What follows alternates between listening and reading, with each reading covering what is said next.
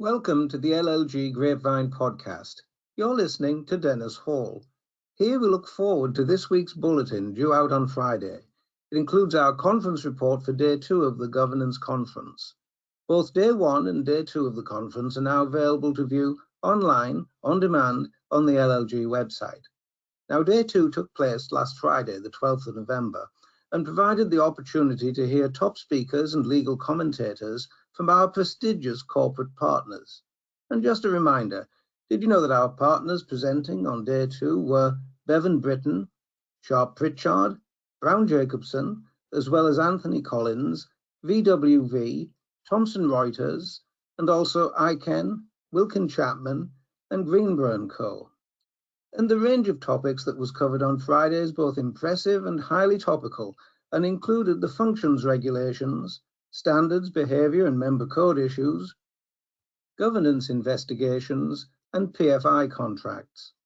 We also looked at remote meetings, citizens' engagement, a case roundup, and public health governance, all wrapped up into a single-day online offer.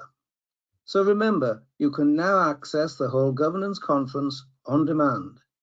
And Bulletin 44 also has a special supplement covering the main news items since the 4th of November. Let's turn now to some bulletin news. While all our attention was focused on the governance conference, public standards and ethics were dominating the news. Owen Paterson was found to have breached the MP's code of conduct after a proper and lengthy investigation by an independent person who found that significant breaches had occurred. Sanctions were subsequently imposed, but the PM immediately announced his wish to suspend the sanctions and abolish the standards processes altogether. Now, by any measure you care to apply, this response was both alarming and outrageous.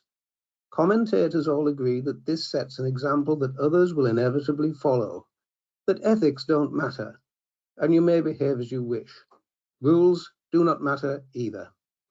The role of the monitoring officer has certainly just got much harder. Take a look at the Malden Council video that I will post this week in Bulletin 44 to see yet another shocking example of how poorly some councillors already behave. And finally, the Committee on Standards Chair Jonathan Evans said this: "In my view, yesterday's vote by MPs on the report of the Common Standards Committee was a very serious and damaging moment for Parliament and for public standards in this country. A line has been crossed."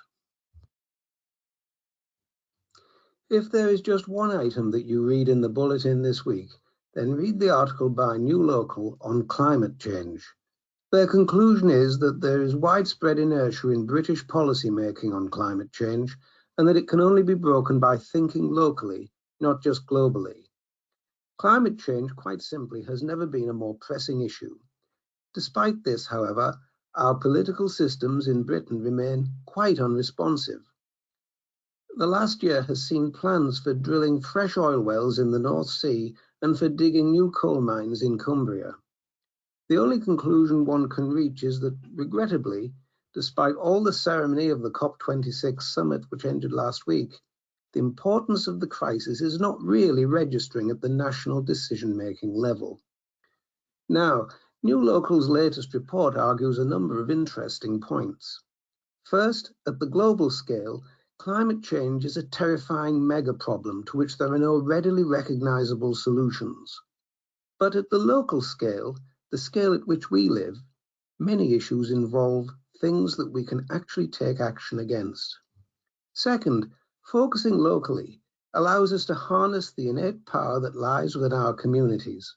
Local people have knowledge, resources, and assets that can massively improve policy making.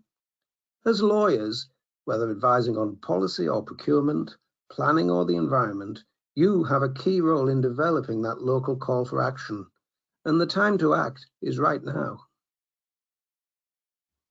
The justice system is not a service just like any other, and future funding must take into account the vital part that the courts play in sustaining the rule of law, the Lord Chief Justice has said.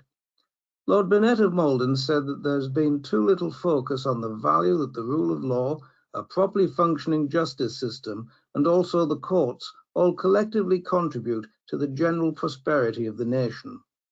Lord Burnett said, "The courts are not a service like any other. They do not exist simply to provide a service to those who use them. They are one of the foundations of the rule of law and one of the building blocks on which civil society and economic activity rests." Commenting upon remote hearings, he said that the remote attendance at hearings was an important part of the new ways of working, but added, "Experience has shown that remote attendance is not necessarily more efficient or quicker." Lord Burnett also revealed that there had been a number of data breaches over the past year, but putting them into context, there were very few, given the relatively high rates of judicial homeworking during the pandemic, and none that have been assessed as serious.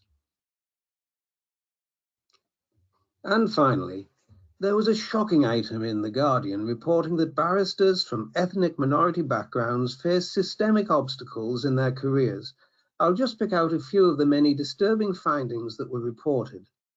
Barristers from ethnic minority backgrounds in England and Wales find it harder to enter the law and progress their careers. They are paid less and at a greater risk of bullying and harassment. The Race Working Group of the Bar Council found that barristers from ethnic minority backgrounds, particularly Black and Asian women, faced systemic obstacles to building and progressing a sustainable and rewarding career at the bar. For example, a Black female junior barrister with the same level of experience as a white male junior bills nearly £19,000 a year less on average, and an Asian woman about £16,000 less, the report says. The group state that barristers from Black, Asian, and other ethnic minority backgrounds can feel hypervisible, bullied, harassed, and marginalized at work, but especially at court. Now, the irony of such inequality existing in a profession concerned with justice is something that cannot be reconciled, nor ever considered as acceptable. Now, come on, the bar can do better than this. Now, you can get much more on this and all the articles mentioned in this week's podcast by reading Bulletin 44, available this Friday on the LLG website. This week, you've been listening to Dennis Hall, LLG Bulletin Editor.